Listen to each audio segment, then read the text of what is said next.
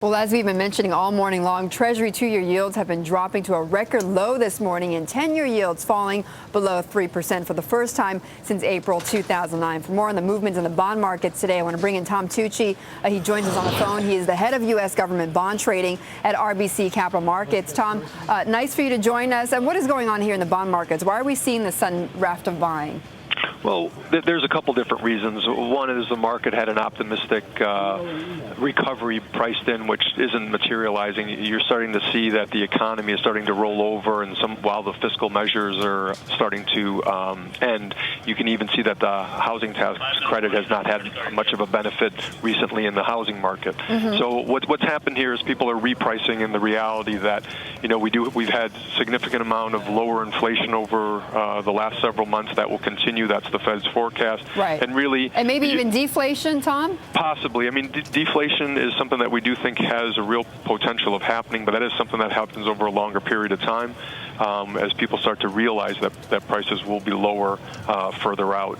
I think what's really happening here is people are just realizing that, with what's happened in Europe, the banking system there still is in, significant need. Yeah. But in here, I think basically the U.S. is pricing the lower level of inflation and the lower level of economic growth as well, and that's where you're seeing these prices come in. All right, Tom, hang on, because I want to bring in Sheila, who's been watching the bond movements.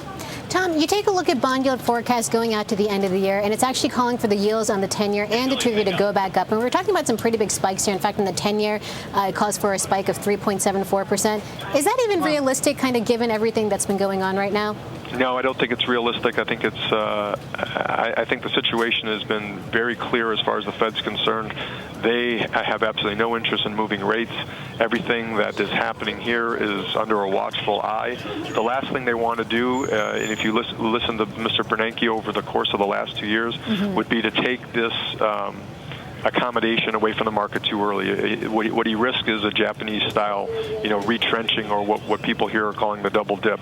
So I think the Fed is willing to be more accommodative here. I think the economic climate is evidence that should be the case. Right. We're starting to see things roll over, and I think the employment number you saw last month was relatively flattish on the private side if you take out the census workers, and we'll look at a negative number coming in this month. But isn't there going to be at some point, though, that some of these investors that are holding these bonds, they're going to look at that and they're going to say, look, it is getting too rich, it's getting overvalued? Yes, that will happen. In fact, I think the next wave, I think we're pretty close to, is that the next refinancing wave that comes in. We've moved to rates low enough where the current coupon on mortgage rates now is low enough where people could refinance, those who can.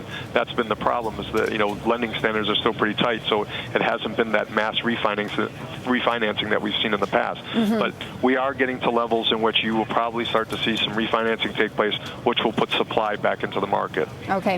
Tom, do you get any sense, though, that the bond markets are gearing up for even more of a run after the jobs report on Friday?